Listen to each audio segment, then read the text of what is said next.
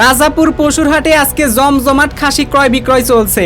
আমার জীবনের প্রথম আসলাম আজকে, আসার পরে ভালো লাগতেছে, অনেক মানুষ, সবকিছু মিলে ভালো লাগতেছে।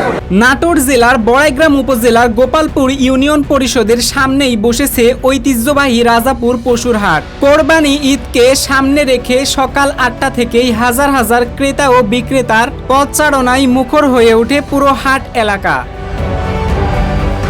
আজকের হাটে সবচেয়ে বেশি চোখে পড়েছে খাসি ও ছাগল। ছোট থেকে আদর যত্নে বড় করা এই প্রাণীগুলো আজ বিক্রি হচ্ছে মালিকের স্বপ্ন পূরণের আশায়। কারো মেয়ের পড়াশোনা, কারো সংসার খরচ, আবার কারো ঈদের আনন্দ, সব কিছুরই পেছনে লুকিয়ে আছে এই পশুগুলোর সাথে জড়িয়ে থাকা ভালোবাসা। দাম বেশি একটা উপরে না ভাই, ওই 1000 টাকা কেজি হিসাবে এমন বেচা হচ্ছে। না ভাই, আমি কিনতে আসছি, কোরবানি কিনতে আসছেন? আচ্ছা আচ্ছা, ঠিক আছে। এগুলো দেখতেছি, কিন্তু আজকে কেমন মানুষ হয়েছে? প্রচন্ড খাসি আমদানি, প্রচন্ড মানুষ, প্রচন্ড কেনাবেচা মানুষ। হচ্ছে ভালোই। একটা কি দেখছেন? একটা কি দেখছেন? হ্যাঁ ভাই, দেখেছি কয়েকটা, কেবলই আসলাম আমি। আচ্ছা আশা আচ্ছা, করা যাচ্ছে হবে ইনশাআল্লাহ। হাটে আসা কয়েকজন ক্রেতা জানান আজ প্রচুর খাসি উঠেছে বাজারে, তবে দাম ছিল তুলনামূলক অনেক বেশি।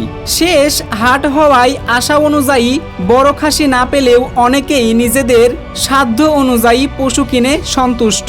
অনেকেই বলছেন এই হাটে আসলেই আলাদা একটা ঈদের আমেজ পাওয়া যায়। এই রাজাপুর হাট শুধু একটা পশুর বাজার নয়, এটা অনেক স্মৃতির জায়গা। অনেকেই ছোটবেলায় দাদা, নানা কিংবা বাবার হাত ধরে এই হাটে এসেছে।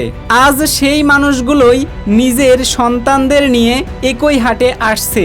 প্রজন্ম বদলেছে, কিন্তু রাজাপুর হাটের জনপ্রিয়তা একটু কমেনি। প্রতি বৃহস্পতিবার বসে এই ঐতিহ্যবাহী হাট। আজকের হাট ছিল ঈদের আগে শেষ বড় হাট। প্রতিটি খাসির জন্য খাজনা নির্ধারণ করা হয়েছে 500 টাকা।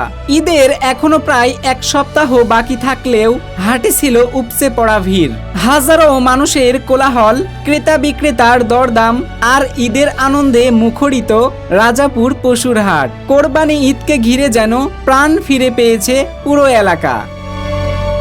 মোহাম্মদ আকাশ ইসলাম, লোকাল নিউজ, বাংলাদেশ।